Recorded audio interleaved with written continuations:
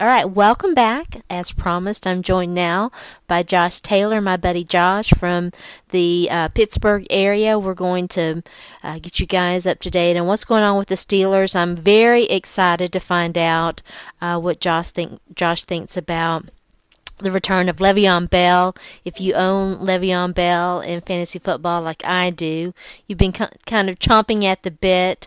The Steelers had a bit of a debacle in week 3. We'll get Josh's thoughts on that. So without further ado, we'll bring Josh in, let him reintroduce himself to you guys. Since it's been a while, it's been too long. I'm so glad we were able to do this, Josh.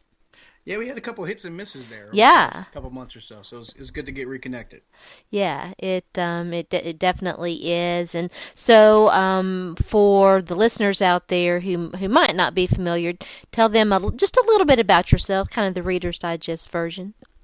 Well, as it currently sits, I was around this time, maybe a couple months ago, I was still hosting over at Trip Live Radio. Since then, there's been a little bit of a shift, so no longer with Trip Live Radio, but still hosting Aw. and anchoring sports over at KDK, which is a CBS affiliate here in Pittsburgh on the TV side, and I'm actually doing some work with the Steelers, hosting Steelers Saturday Night with Charlie Batch and Chris Hoke. I'll be doing that this weekend. Plus, I'll be hosting Steelers Kickoff, getting ready for this week's game against Kansas City. So a lot of football talk in the hopper for this week coming up. Well, it sounds like big things though. I love Charlie Batch, and he was such a fixture with the Steelers, for so long, and really was, in my opinion, one of the better backups in the league. Very, very much beloved here. Charlie's a Pittsburgh guy. He grew up in the Homestead area on the southeastern part of town, so he's very, very highly regarded here, and he's beloved as one of the favorite Steeler backups ever, and also very active in the community. There's a lot of fundraisers and a lot of different community-based outreach. So Charlie has a really, really strong name in Western PA. Yeah, he does. Now, I know you're a baseball guy too, and we're not going to talk about baseball, although I might have to ask you about the situation with Jose Fernandez and the sad thing, and what the Marlins did last night. Which, if you're a sports fan, I mean, you kind of needed that. Sports can be so uplifting for those kinds of moments, and kind of a sad situation. And we extend, our condolences to the Marlins and to everyone who knew him. Well, let's go ahead and get started with the Steelers, because that's kind of what we're going to focus on. What happened in week 3, and we'll talk a little bit about whether or not it's justified that there's some talk that Mike Tomlin might be in the hot seat. A few different things you can answer that question with. The first one you can say what happened is that Carson Wentz happened. I Yeah. think a lot of people didn't expect him to come out and have that kind of a game that he had. A lot of people would tell you, "Oh, well, he just executed the game plan that the coaches gave him." We'll give him credit and give the coaches credit too. Give Doug Peterson credit Yeah. if that's the case. But another thing you can say is that the Steelers did something they've done quite a bit in the last few years, is that they've gone on the road against teams that on paper they should beat, and they failed to beat them. Not only did they fail to beat them, they kind of lay an egg. And it's something that's happened quite a bit here in the past few years with this team, and it's kind of had the same symptoms. Some bad defensive play, some mistakes on offense, maybe a couple by the quarterback, and maybe some bad decision making on the coaching's part. But we've seen this quite a bit. We saw it last season when they went to Baltimore and lost to Ryan Mallett, where Ben Roethlisberger got outplayed by Ryan Mallett. We saw it a couple years ago. They went on the road and lost to the Jets, and Michael Vick was still their quarterback. They did it Yeah. in Cleveland and lost to Brian Hoyer. So it's not something that's really, foreign to the fan base here. Of course, that doesn't make them happy to see and hear that, but I think that's a good dose of it also. Another thing you can chalk it up to is maybe injuries on defense, when you're losing guys left and right. When you lose Robert Golton, your starting strong safety, that early in the game, and Ryan Shazier comes out a couple times. Lawrence Timmons comes out later. Even Yeah. on the offensive side, Ramon Foster goes down with the chest Yeah. injury. Eli Rogers goes out with a toe injury. Those are a lot of injuries that really come back to affect you, especially considering the fact that Eli Rogers was one of the guys on offense that was actually doing pretty well before he got hurt. Yeah. And considering that Marcus Wheaton was coming back off a back injury and had a couple of really critical drops. One of them, I think, if he catches a surefire touchdown pass on that first drive of the game, I think that turns into maybe a 3 point deficit, maybe 13-10 at halftime that the Eagles have the lead, as opposed to maybe 13-3, and it's not 20-3 Eagles off their first drive. So those are things that are all critical. You can really chalk it up to all those things. I think it's a grand collection of things that went wrong. It wasn't just one thing; it was really more of a comedy of errors for the Steelers. Yeah, Eli Rogers, you mentioned him.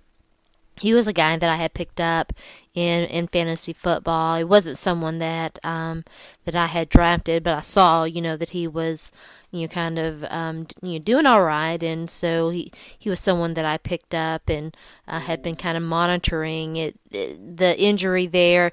It doesn't sound good. He was in a boot today. What are you hearing about that? Same thing I'm hearing. He was in a boot. They said it's a toe injury, but the fact he's in a boot, you don't know if it's because of the severity of the injury or just Yeah. because maybe they're trying to protect that toe and keep it the exposure to be minimal. But Mhm. as it says right now, Mike Tomlin says his status is not necessarily determined for this week. I guess it'll be day to day. I'm sure they'll monitor him as he goes, but I don't expect him probably to participate in practice tomorrow, and we'll see how it goes from there. But if they lose Eli Rogers, it's a really big loss for them as far as finding another reliable receiver next to Antonio Brown. But like you mentioned, the return of Le'Veon Bell kind of changes that dynamic Yeah. because Le'Veon Bell is a guy who we know is dangerous both in the backfield, but he's Mhm. also dangerous when he's split wide. So it does become a much better situation for him as far as being able to help in the passing game from that perspective. Now, what we're being told is what Mike Tomlin is saying: expect a lot of Le'Veon Bell, expect heavy doses of him because from what they say, he's in shape, he's ready to go, he's all healed up, and he'll be ready to play after missing 3 games for that suspension. But having Le'Veon Bell back obviously helps the offense, but of course, having Eli Rogers, he was really starting to separate himself as maybe a good option at that slot receiver Mhm. position. So to lose him may hurt you a bit, but to have Le'Veon Bell back maybe gives them a punch that they needed before. Yeah, it was very encouraging because you didn't know, if you drafted Le'Veon Bell, and I drafted him after the news about the suspension and all of that. I know, some people had drafted him before, and his ADP was really high for Yeah. obvious reasons. He's such a fantastic talent.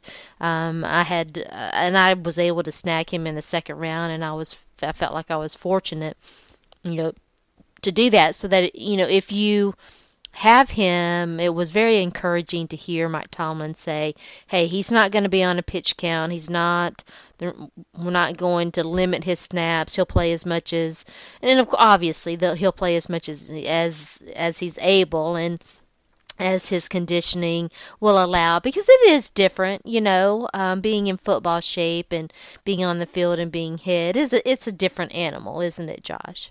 Oh, absolutely. I mean, Mike Tomlin talks about that all the time when they talk about OTAs, and he always refers to it as football in shorts. He doesn't want to really Yeah. ever really lend that much Yeah. attention to it because it's such a different dynamic when you're out there. Just it's 7-on-7. If you're running the skelly drills and no one's hitting you, and you're kind of catching passes, and of course everybody's running around, everybody looks good, everybody looks fast because no one's Mhm. laying hands on each other.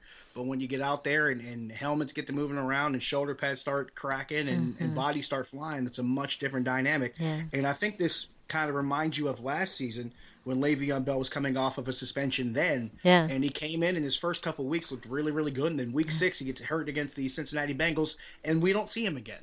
So it's definitely something that you keep in the back of your mind. You never want to acknowledge that, it's something that could happen, but you have to be ready for the possibility that could happen. Injuries are part of the game. We hear one of those things that coaches say all the time, that injuries can play a factor, so you never want to discount it. But at the Right. same time, you like the fact that you're getting one of your better guys, if not, your best guy besides your quarterback and your wide receiver back out on the field. Yeah, and you mentioned it, and it's a good point. I want to ask you about this. What from and Le'Veon Bell's a young guy, and we're not going to get into the weed discussion, although we talk on this show about weed a lot and how attitudes are changing and blah, and I don't have a problem with weed, but you have to be on the field to contribute for the team. And what is your sense about how the Steelers feel about Bell? Obviously, such a fantastic talent, but this is his second suspension, and with the Martavius Bryant thing, is there any concern there?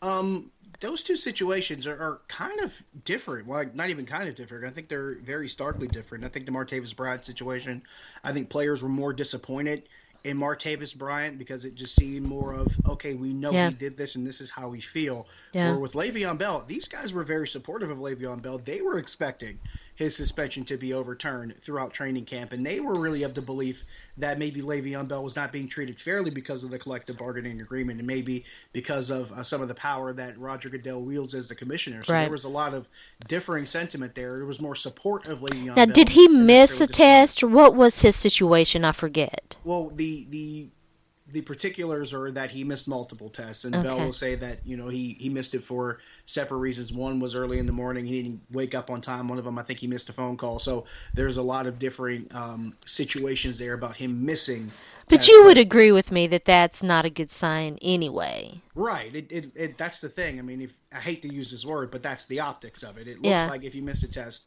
it looks like you failed it, and that's why they create the rule that a missed test is equal to a failed test. Right. And when you miss multiple, it makes it look even worse.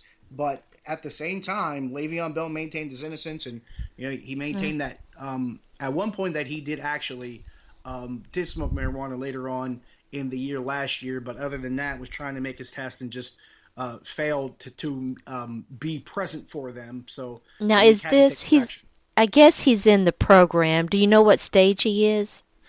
He does not get advanced past that part of the deal when they knocked his deal back by a game. I guess they came to a compromise.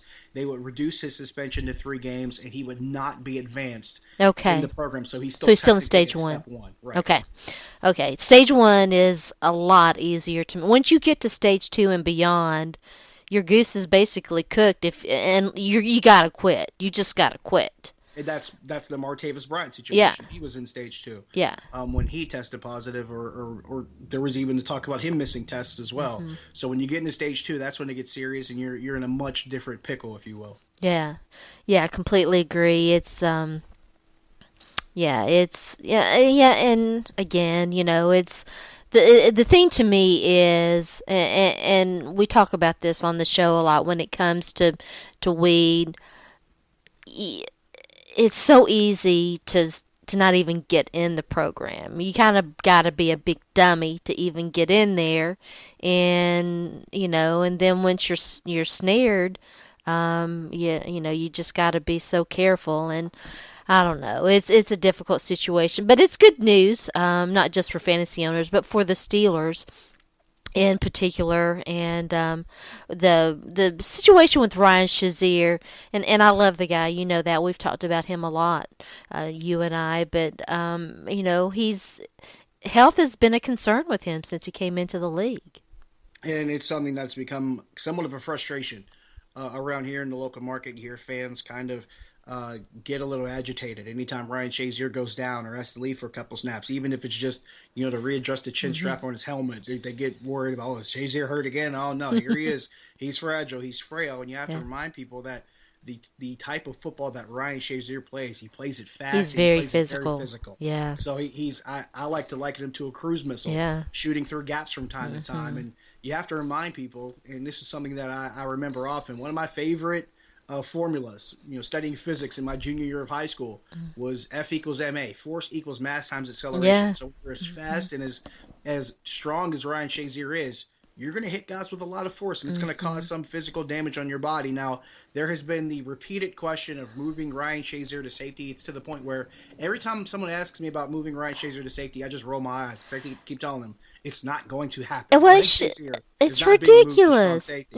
He's not No, He's not built to be a strong you safety. He's don't built to want to be a do that. successful. He's built to be a strong, fast, successful inside linebacker. Now, Yeah. could you make the argument that maybe he should maybe add some mass onto his body? I'd accept that argument. Should he be a little bit stronger? Maybe a little bit better conditioned and better placed to take some punishment. I wouldn't say no to that argument, but moving a position, in my opinion, and I think in the Steelers' opinions also, is very much out of the question.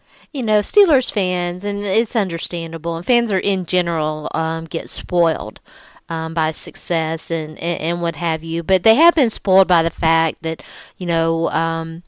up until recently, and I want to ask you about the Georgia player Jarvis Jones, I think is his name, but up until very recently, they were very fortunate in that Their defensive players were remarkably durable, and of course James Harrison is kind of the gold standard there, isn't he?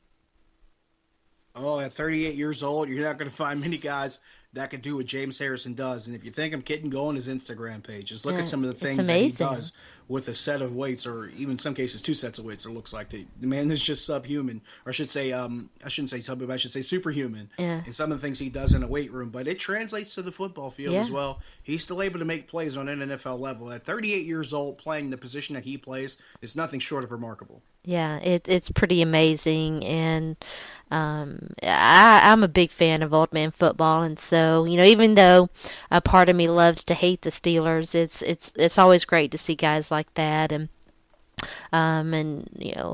we talked a little bit about James Harrison and the situation with him, and I'm glad. I know people were so upset and mad about it, but I'm glad that he made the decision to sit down with the commissioner and put that situation behind him, and it turned out to be nothing. And I think that was not just good for James Harrison, but good for the league in general. So Jarvis Jones, what's the situation with him? Jarvis Jones, as it stands, I think he was another guy that came out of that game at 1.2. So can't remember. I have to try to find that here because I'm trying to remember the latest we heard on Jarvis Jones. But Jarvis Jones is a guy who has a lot to prove. Yeah, In the meantime, he's yeah, he in the really. very last year of his contract. Now, Hmm. bear in mind he was a first round pick, and going into this season, the Steelers had the decision of accepting his 5th year option for next year. To tack Hmm. that on with him being a first round pick, and they declined Yeah. that 5th year option. So he's in his contract year, and they've pretty much admitted, look, we did it as a motivating factor. We need this guy Hmm. ready to come into play and ready to contribute. And if I he's don't not, then you blame got to them. let him Do go. you? No, not at all. I think it made perfect sense. Yeah. I think I have two minds about this. One of them is that they do have to try to motivate Jarvis Jones to be better than what he is. He's going to have to step up and try to really get a hold of this situation because Hmm. he's a guy that they really do need. And they don't have the same kind of defense that they had in years past, where you had two bookend outside linebackers coming at the quarterback, i.e., James Harrison and Lamar Woodley, maybe as late as Hmm. 6 years ago. They don't have that with Jarvis Jones. Bud Dupree on the other side, he's out with a serious injury in his core area, having a muscle torn. So he's working to get himself back. So that's another guy. So now you're talking about not having possibly two of your starting outside linebackers that are key pass rushers. But in Jarvis Jones's case, I've always felt like there's been a lot of expectation on him, and I feel like he hasn't lived up to it. At the same time, I also feel as though he might have been kind of set up to fail from the beginning. Jarvis Jones was brought in a situation where he's a first round pick, a rookie Hmm. outside linebacker. He's expected to come in and start in a defense that, if you remember in years past, Dick LeBeau never started rookies Yeah. on his defense, except maybe a handful of guys. Lamar Woodley started to get some snaps in towards the end of his rookie season because he Hmm. excelled so well, but it wasn't a start out the gate Mm-mm. thing. Jarvis Jones was expected to come out, being drafted, and be inserted into this defense, Hmm. which never started rookies and was expected to start and excel as a rookie. I thought that was a little bit unfair as It far was as the expectations for completely him. unfair. Plus, you mix in a little bit of bad luck. Let's not Yeah. forget 2 years ago, the Steelers play against Tennessee, and Yeah. he probably makes the biggest play of his career, Yeah. getting into the backfield, sacks the quarterback, forces a fumble, but then breaks his wrist on the I same play, so know. he's Yeah. out for a long time after that. So it's been a lot of maybe just misplaced trust in Jarvis Jones and a mixture of bad luck as well. You put it all together, and people start using that B word. They start labeling him a bust, and his career to this point is very, very underwhelming as a first Yeah. round pick. Yeah, it was unfortunate. I think that he was overdrafted. I think you and I talked about that a little bit. But he's still a good player. And in addition to what you just said, which I completely agree with, in addition to that, it's like, the Steelers defense was in a bit of transition too. They were clearly going to be moving on from Dick LeBeau. And so they draft Jarvis Jones in that first round, and he's expected to come in and fix everything. And you don't one player doesn't fix everything, and it's unrealistic to expect a young guy like that to do it. Especially when he's a rookie, especially when he's probably even a little bit undersized for the Hmm. position. I mean, the thing with Jarvis Jones was they thought he was too small when they first brought him in, so they told him to gain weight. Who So then he wanted gained him, by weight. the way? Do you know? I can't remember. I know Mike Tomlin felt pretty good about him. I know Kevin Colbert sang a lot of praises about him when they first drafted him, and they were very excited to draft him. I don't remember exactly who of the two was more maybe emphatic than the other one, but I know they did highly regard him. He And doesn't strike me as a Dick LeBeau player. I don't think he does for me either. I don't think he ever really was that type of guy. I think they were trying to create him and develop him into that guy. But the Hmm. problem is they tried to do it in a kind of a trial by fire, and I don't Yeah, think he was ready for that. I've yeah, always been of the belief that he was probably forced into a situation that he probably should not have been. And I think yeah, if he had a year or two to really get his body together, to really sit behind maybe a James Harrison or somebody else that yeah, could have played that position and maybe shown him a little bit more. Now, over the years, he says James Harrison has taught him quite a bit, but I think if he had that from the very beginning, we'd yeah, probably be talking a little bit differently about Jarvis Jones. yeah. I agree with that too. The Steelers have a big game this weekend against the Chiefs. I mean, whether or not you got to suit up and play, even if you don't have some of your better players. I picked the Steelers to win the AFC North. Right now they're in second place. It's still plenty of football left, but what do you think? And after the Chiefs, it doesn't really get much better. They have the Jets, the Dolphins. The Dolphins have been a huge disappointment to me this year, and then the Patriots. I think that's no, it's that they had the Patriots at home, which is good. And I think this next part of this schedule actually does help them. I think being home against Kansas City helps them. I believe at least being at home against the Patriots gives them a shot, assuming Yeah, that they have the majority of their guys yeah, that are back by available then. healthy, and Hmm. you're able to at least take advantage of having Le'Veon Bell back and some of these other guys that may be injured or lost on this offense right now. But going to Miami, I think you mentioned it perfectly. The Dolphins should be an 0-3 team. They Well, should. let's not kid ourselves. They They're should have lost that game to awful. Cleveland. Yeah, And basically, the Dolphins in Cleveland, for lack of a better description, the Dolphins pretty much said, "Man, only we can blow a game like this." And Cleveland said, "Oh yeah, watch this. We blow it yeah, first." exactly. I think that's perfect. And that's pretty much what happened with the Dolphins and the Browns. So you're talking about the Steelers, who maybe, let's say they, even for the sake of argument, let's say they beat the Chiefs and go into Miami at 3-1. I think they're in a really good spot to come out of that Yeah, game 4-1 and maybe face the Patriots at home. In a 425 game, mind you, so it's going to be yeah. nationally televised. Everybody will be watching this game. It's hard to imagine what it would look like as far as the particular expectations for it, but there's also that expectation of having to face the Chiefs, who, by the way, haven't done too badly so Hmm. far. Kansas City's a pretty impressive looking team. They look good. Yeah, Yeah, I'm really, to a degree, I'm even a little bit surprised at what the Chiefs have done. I expect them to be more of a defensive team that maybe expects their defense to really do a lot of the work, and and they their get offense Jamal forces them Charles out. back this week, I believe. Which is good for them, which is also a concern for them also, because Yeah. having Jamal Charles back in their offense is definitely a great thing. He is a weapon when he's healthy, Yes. when he's 100%. He's one of the unmistakable weapons in this league. Yes. But just like Le'Veon Bell, there's Yeah. also that injury factor Yeah. that you kind of keep in the back of your mind with Jamal Yeah. Charles. He's had some problems with injuries here in the Yeah. past few years, and that's something I'm sure Kansas City fans don't discount. But if you add him to this offense now, it gives them another layer Yeah. that I think they could do a lot with him. Once again, Alex Smith continues to just perform well under the radar. Is I he love a world him. beater? I Is he just a world love beater? him. No. Yeah. Right. He's not a world beater, but he does enough. I mean, he's athletic enough. He's been a smart enough quarterback. I think he's been Yeah. trained well enough with Andy Reid. And Doug Peterson did a great job with him Yeah.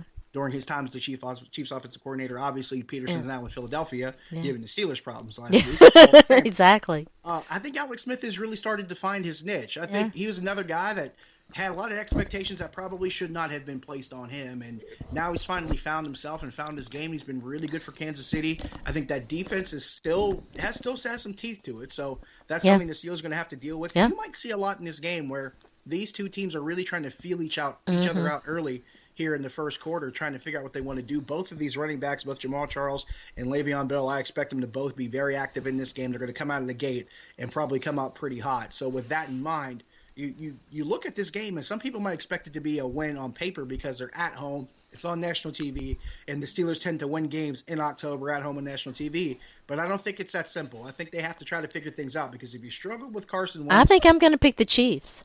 I'm leaning towards the Chiefs right now. If you struggle with Carson Wentz and Philadelphia's offense, and you have some of those injuries that we talked about carrying over into the next week, Mhm. you're probably going to have a lot of Yeah. problems with Alex Smith and the Chiefs offense. And one of the things the Steelers have had problems with is defending the tight end. You got Jason Kelsey coming in, or Yeah. Travis Kelsey, I should say, and he's pretty talented. He's probably one of Mhm. the better tight ends as they go. So They call I him Baby expect them. Gronk, right? I think that's a fair. I think Yeah, that's a fair name to give him. He's yeah, probably more baby Gronk than Gronk's own brothers are at this yeah, point. yeah, But I think that's a fair way to put it yeah, because I think behind Gronkowski, Travis Kelsey probably is one of the top tight ends in yeah. the game, and he does provide matchup problems. And if you're still Hmm. dealing with injuries, with even with Lawrence Timmons with his shin injury and Ryan Shazier with that knee injury, Travis Kelsey is going to be able to manipulate that and really have a big game if they're not able to fix it. Yeah, it's going to be a good game. I'm very excited about it. This is a great way to go ahead. Well, before we get off, I want to get your week 3 picks. Should Mike Tomlin be on the hot seat or not? No, absolutely not. I You think don't it's put Mike Tomlin on the ridiculous. hot seat. I think that's insane. It's Why would the absolutely coach of a two and ridiculous. one team be on the hot seat? Yeah. You don't put coaches that are 2-1 on the hot seat after week three.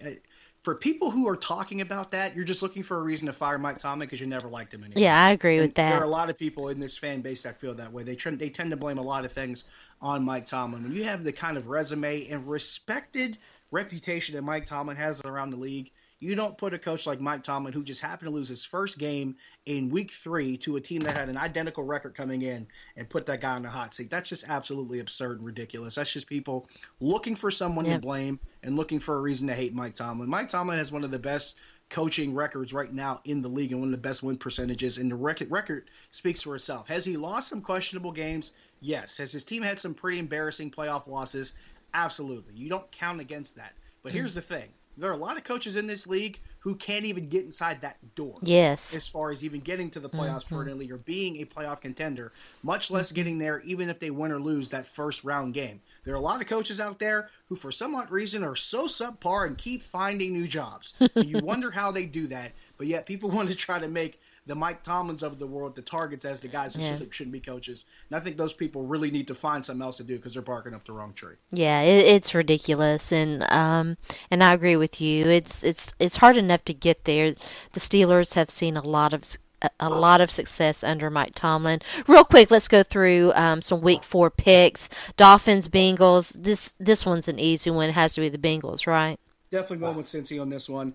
I was kind of surprised. Sorry, that's my dog barking there. I That's all think right. someone's at the door. She's very protective of the house, especially when her daddy's home. We Uh, we accept pet animals, animal sounds on here. that will help with that. But yeah, I would say that I was very surprised with how Cincinnati fared last week against the Broncos. I thought they'd have a better showing, but I think they bounced back against the Dolphins, especially at home. Yeah, Colts, Jaguars, across the pond. Will Gus Bradley make it back home? That's a good question. That's a good question. Gus Bradley is a guy that I think is kind of sold into a bad situation here. Yeah, I'd like to think Gus Bradley is a better coach than what his record in Jacksonville has dictated, but we've seen this before yeah. with coordinators that have been talented, whether offensive or defensive coordinators. They start in really tough situations and they can't make the best out of it. We've seen it with Romeo Crennel in Cleveland. We saw it with Bill Hmm. Belichick in Hmm. Cleveland. We've seen other guys that have been successful coordinators and they go into bad situations and they're expected to just be miracle workers. And it's Hmm. not the reality of it all. Sometimes you have a bad front office, sometimes you just have bad drafting, and sometimes everything just doesn't go your way.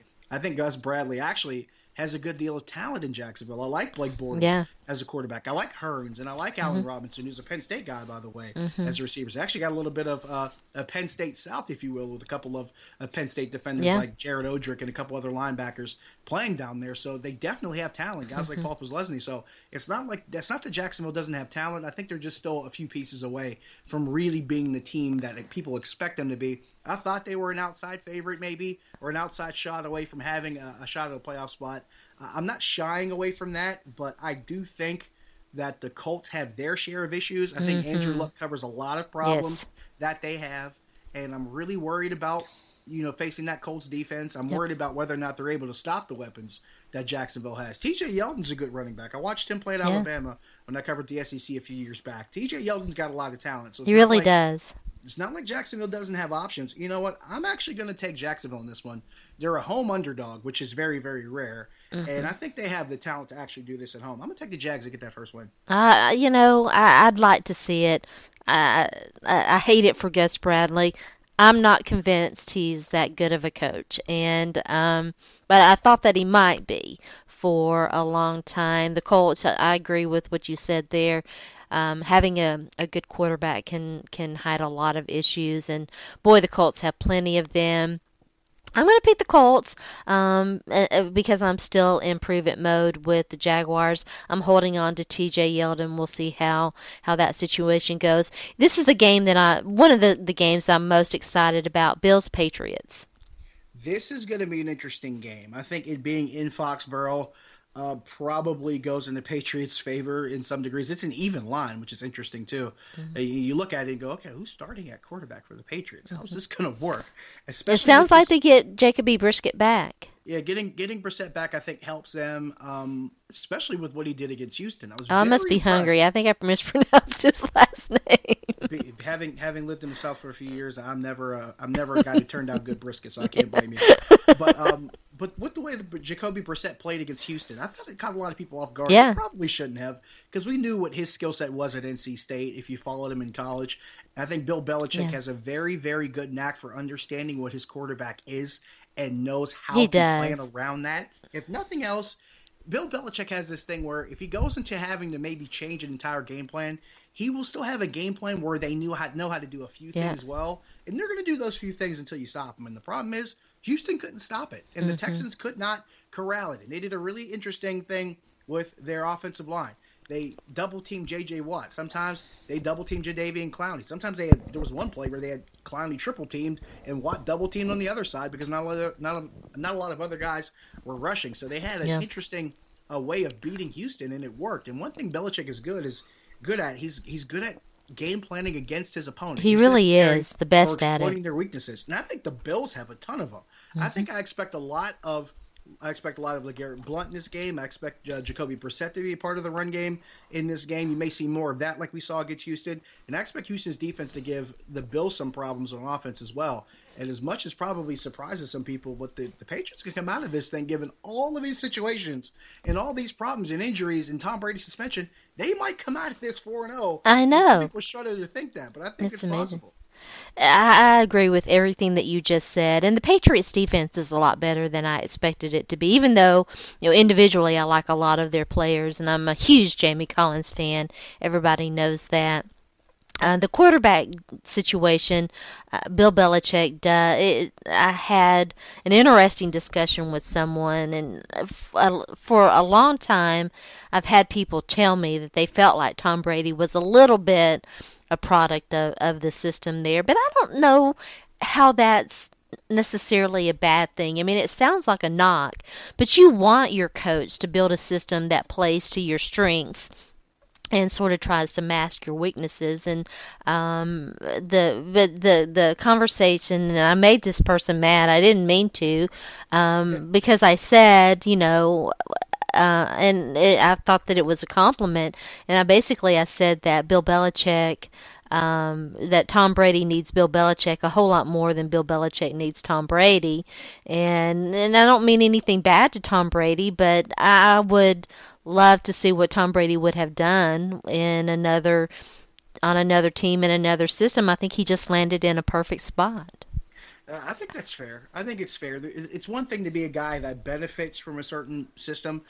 Then it's another thing to be a guy who's perfect for that system. I think Bill Belichick has been smart enough to not only have parts of his system that help Tom Brady, but there are also parts of Tom Brady that Bill Belichick says, okay, this helps my system. I Yeah, think the fact that they're very symbiotic in how that works, and the fact that they've been able to do so much for so long with Brady, and I think Brady, if for no other reason, he's able to adapt to a lot of different things. The Patriots have yeah. done a lot of different things. There were years when they were a run-heavy team. There were years Mhm. when they were a pass-heavy team. Then there was a year they Mhm. had Randy Moss and they blew everybody off the map. Yeah. So they've been able to have that kind of adjustment period and have that kind of versatility to do different things pretty much based off of either what they have or what they need to do or what teams don't expect them to do. And Belichick, to that degree, you think that Tom Brady could be expendable. And to a degree, maybe he is, but Well, they it went doesn't 11-5 with Matt Castle, for right. goodness So sake. you know that Belichick as a coach is able to at least prepare around what he has, and maybe that's the hidden genius of it all.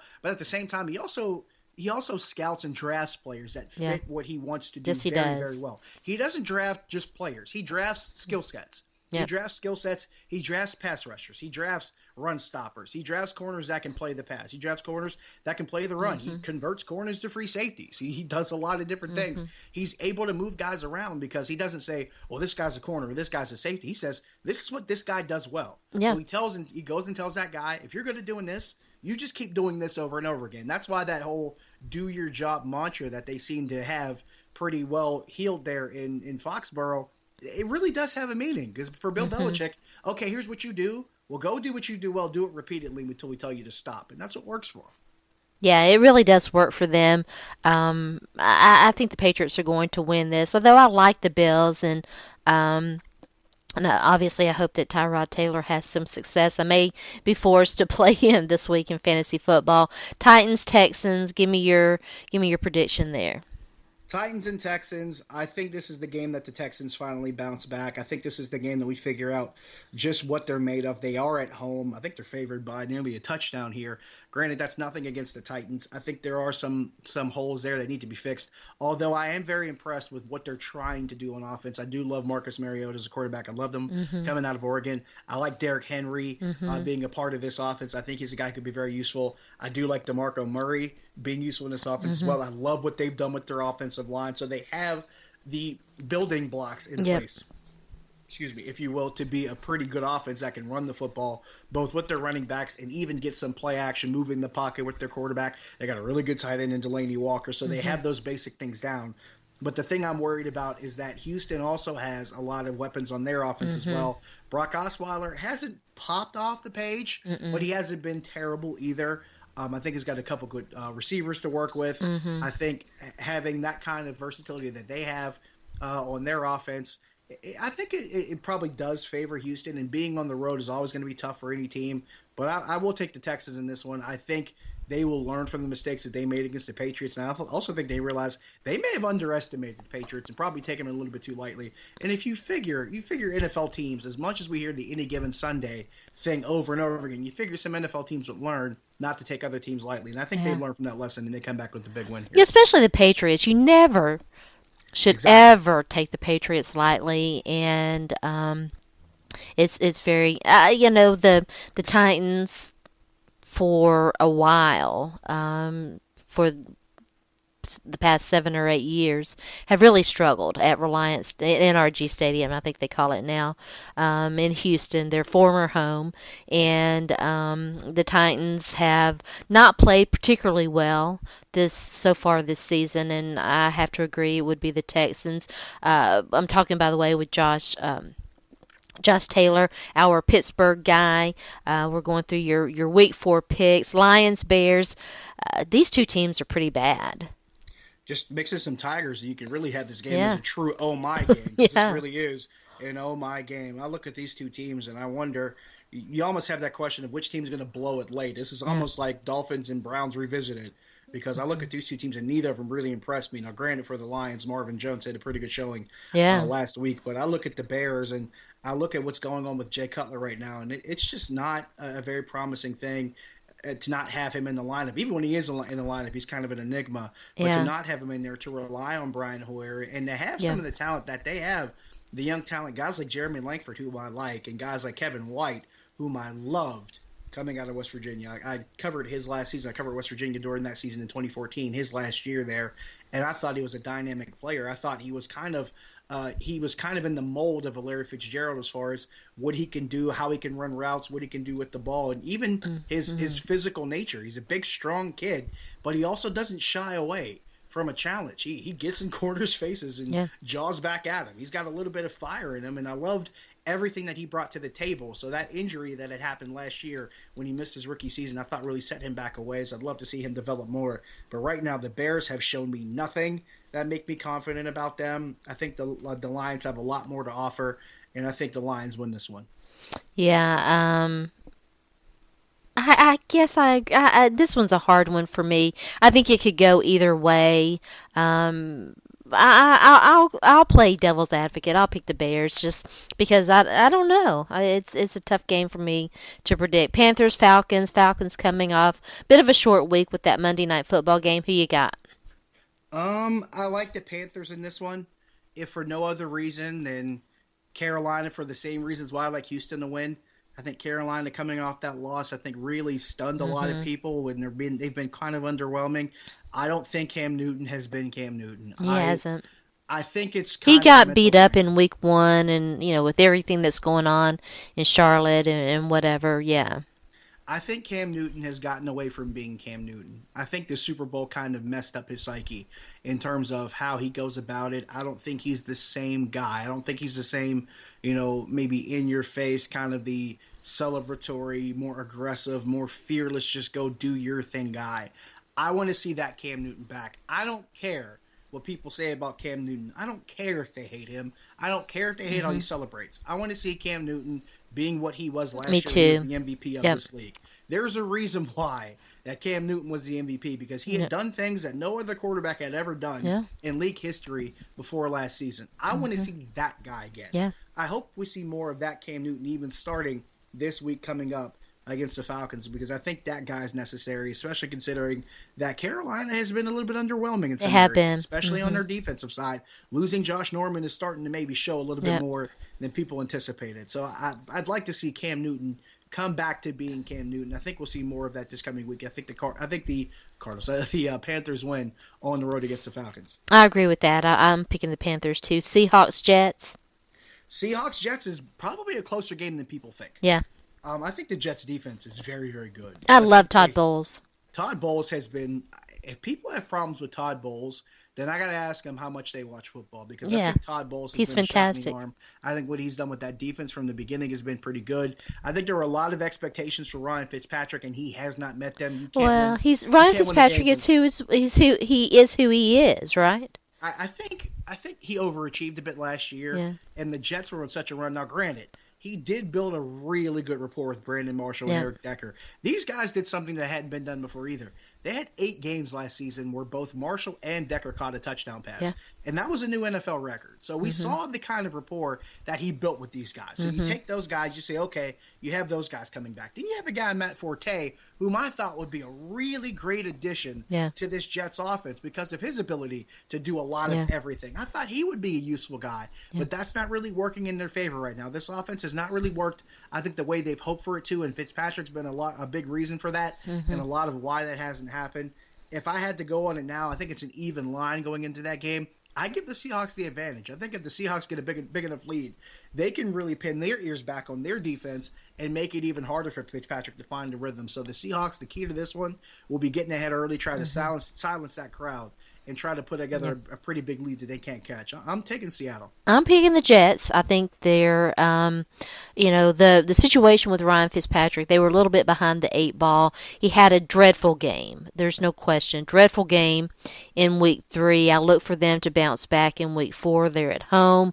I know what kind of competitor Ryan Fitzpatrick is. The Seahawks are banged up. Uh, Russell Wilson dinged up, and their offense hasn't been particularly very good or very consistent and exciting this year. I think the Jets defense is going to blanket them, and I think the Jets are going to walk away with this one. I think that would be fair. I think that would be totally fair. And the injuries being an issue for Seattle is definitely a situation. Yeah. And the thing that's kind of frustrating if you're a Seattle fan is seeing what Doug Baldwin has done Yeah. in these first 3 weeks. So Yeah. to have Doug Baldwin kind of, really shutting up the naysayers and doing Yeah, what I he's love doing, him.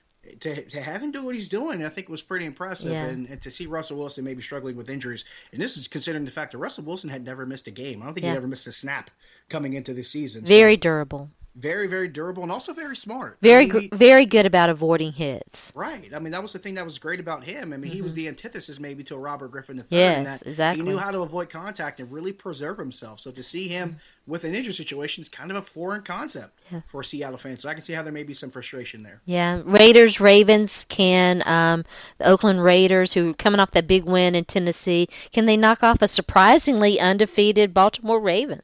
Yes, they can. The Ravens have not faced a team that has impressed me yet this season. The Yeah. Raiders win this game. I really like Derek Carr. Yeah. I really like Amari Cooper. Yeah. I like what they have on offense. They've really built They've some got weapons some on nice offense. running backs. They've got some good running backs, and their defense is really, really good. There's a reason why the Raiders are 2-1. I think they win this game. I don't think this Ravens team has proven anything to me yet. If anything, they've been more they've been more fortunate to have teams that have lost games more than they've won them. The Raiders won this one. Yeah. I agree. I'm going to pick the Raiders too. Browns, Redskins, two dreadful teams. Oh man, actually, you know what? I think a lot of people may be a little bit too heavy-handed on the Redskins. I think they're better than some people think. I actually expected the Redskins to win the NFC East coming into the season. I thought they were the best I team in this picked them division. too. They're terrible. I, I think I think they will at least prove that they're better than Cleveland. Though. Well, I agree with that. I, I think they'll prove they're at least better than Cleveland. I still believe in Kirk Cousins. I still think Washington has weapons on offense. I think the Browns are clearly a team that's trying to transition into something where they're really building more for the long term. And I cannot see the Redskins playing that badly to where they out-Brown the Browns, if you will. So I'll take Yeah. Washington. Yeah, I'll take Washington too. Broncos, Buccaneers, Jameis Winston, much like Marcus Mariota, experiencing those second year struggles. Is there any way that that the Buccaneers can beat the Broncos? I mean, they look pretty good this year. The Bucks look good. They're another team that has some good young talent, but they're still at least a couple pieces away. Yeah. I think losing Lovie Smith is going to rear its head Yeah. at some point in this season, and trusting Dirk Cutter to be the guy to run Yeah. this team. I don't know if he was ready to be a head coach yet, and I understood why they did it, but I think losing Lovie Smith may start to have its effect later on in this The season. fan base is already starting to talk about that. As they should be. Yeah. They should be up in arms about it to Yeah. dismiss your coach like that just to keep your offensive coordinator on. And I think that's a good reason to be Yeah. concerned about it. But in this case, now bear in mind, it says nothing against the talent that the Bucks have. Yeah. Because I do like Jameis Winston. I really like Charles Sims. I Yeah. really like I really like Mike Evans. thank you, Mike Evans. I'm kind of having a brain cramp there, but I do like the talent that Yeah. they have. I just don't think they're enough to deal with the Broncos defense Yeah. that seems to be getting better, Yes. which should scare the crap out of everybody. Yes. Trevor Siemian had his coming out party Been fine. last week. He's Yeah. starting to show himself to be Yeah. at least, if nothing else, at least be competent. I think they've earned that 3-0 record, and Yeah. I think they go 4-0. I think they win this one. Yeah, I picked the Broncos too. Rams, Cardinals. The Cardinals are bad. I'm surprised at how bad they are. I think the Cardinals maybe have gone in expecting to win games more than they have just come out and won them. Yeah. I think the past couple of years, people expected the Cardinals to maybe roll over. And they come in and play tough games. They play tough defense. Carson Palmer balls out. Larry Fitzgerald balls out, and they win games. And I think the expectation now is just for them to come in, and that's just given to them. And there has to come a point where you're a team that's trying to grow, or you're a franchise that's trying to get to that next level. You have to stop expecting, and you have to just start imposing your will. So you The think Cardinals they're have bought into their own hype? I don't think they bought into their own hype per se. I think they just have underperformed what they're Okay. expected to be. That's fair. I think they can do that this week against the Rams team. Which, by the way, if you were Arizona and you lose this game to this Rams team, you really got to start questioning what's You going on. really do. You really do. I don't think they have no business losing this game They to don't. the Rams at home. I got the Cardinals in this I one. do too. Yeah, completely agree. If the Cardinals lose this game, they need to have a come to Jesus meeting, and Agreed. they've got to do some soul searching. Cowboys, 49ers. Boy, the Cowboys are on a roll. Cowboys are going to be 3-1, and Yeah. this is going to blow people's minds. The Cowboys will be 3-1 after this game. I like Dak that Prescott. He's been really, really good. I loved him at Mississippi State. Yeah, Loved me him as a too. quarterback at Mississippi Me State. too. Yeah. I think he's a smarter kid than they gave him credit Yeah. for. I think he's a much more prepared quarterback than they gave him credit for. I Yes. think Jason Garrett's done a great job with him. I love Ezekiel Elliott Yeah. with what he's doing. These two Yeah. guys is a 1-2 punch, and they're going to be together for a while, Yeah. so get used to that. Dallas's defense is the one thing that they probably still have to get past Yeah. as far as getting more consistent play out of them. But facing the 49ers in a team that just does not have the same kind of talent, I don't think they have the same kind of drive. I don't think they have everything in place that they need yet. And I think Chip Kelly's still trying to figure out if this new reinvented version of himself is going to work. And in the Yeah. meantime, this reinvented version of the Cowboys I like a lot more, and I think they'll be better. I like Dallas. Yeah, I really love Dak Prescott too, and there's a lot of talent on that team. The 49ers are interesting, and Chip Kelly coming off the failed experiment there in Philadelphia, and you hear a lot. And I want to believe that Chip Kelly does support Colin Kaepernick and what he's doing, but I'm still scratching my head why Colin Kaepernick has not played, and because their quarterback situation is horrible. We'll see how. I agree. It's the Cowboys. I'll be shocked if they lose this game. Saints Chargers. The Chargers have been better than I thought they would be. They've surprised me as far as what the Chargers have done. I think it's surprising that the Saints are 0-3. Yeah. Maybe it's not surprising that their defense is being what it is, but Yeah. you figure with what the Saints have on offense, I thought they'd be better. And I think the Saints are going to be 0-4. Yeah. I think I the agree. Chargers win this game. Me too. I think the Chargers are probably better than people expected them to be. Even They losing are. Manti Te'o on defense, I think it's going to hurt them. Yeah. But at the same time, I think they overcome it. And I think they're still good enough to beat a team like the Saints. I think they'll score enough points where it won't matter. Yeah, So I like San Diego. Yeah, I agree. We talked about Chiefs Steelers real quick. Giants Vikings. The Vikings, man, they look so good. I love Mike Zimmer. I think everybody loves Mike Zimmer. I don't know anybody around, whether around football or as fans is concerned, that doesn't love Yeah. Mike Zimmer. He was very beloved in Cincinnati when he Yeah. was their defensive coordinator. And of course, the very tragic story, he Yeah. lost his I wife while know. being in Cincinnati, and they really, really rallied around him. Yeah. And I think when he took the job with Minnesota, I think a lot of fans were sad that he left, but very happy for him as a Yep. person, just because of the character that he has and the impact that he has on his players. Mike Yep. Zimmer is one of those guys. He's the Bill Cowher type. He may not Yep. necessarily be the best X and O's guy, but he's going to get his players to run through a wall for him. And Yeah. the Vikings are doing that. And this is without their left tackle. Ryan Khalil is Yeah. gone. They don't have their quarterback. Yeah. Teddy Bridgewater is gone. Yeah. They don't have Adrian Peterson. And they're still a 3-0 football team. Uh-huh. And they're going to come out of this game 4-0. I think agree, they beat too. the Giants team Yep. that is probably not as good as it needs to be to win Yeah. games. Minnesota wins this game, in my opinion. I agree. I picked Minnesota too. Josh, I know you have to go. It was so great to talk to you. Tell everybody once again where they can find you on social media and where they can listen to your stuff. You can catch me on social media at Josh Taylor HD.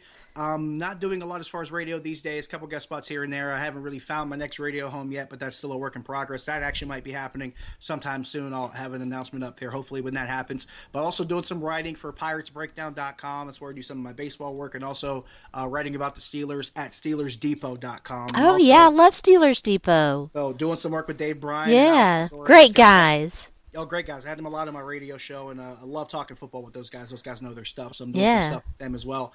And for now, just, still doing some TV at KDK TV here in Pittsburgh, the CBS affiliate. I'll be hosting Steelers Saturday night this weekend, as well as Steelers kickoff for Sunday night's game against the Chiefs, so we'll have that going as well. Just kind of bouncing around. I'll be hosting a nightly sports call Saturday night as well, and just trying to get everything in place. Pretty Staying on crazy that schedule coming up.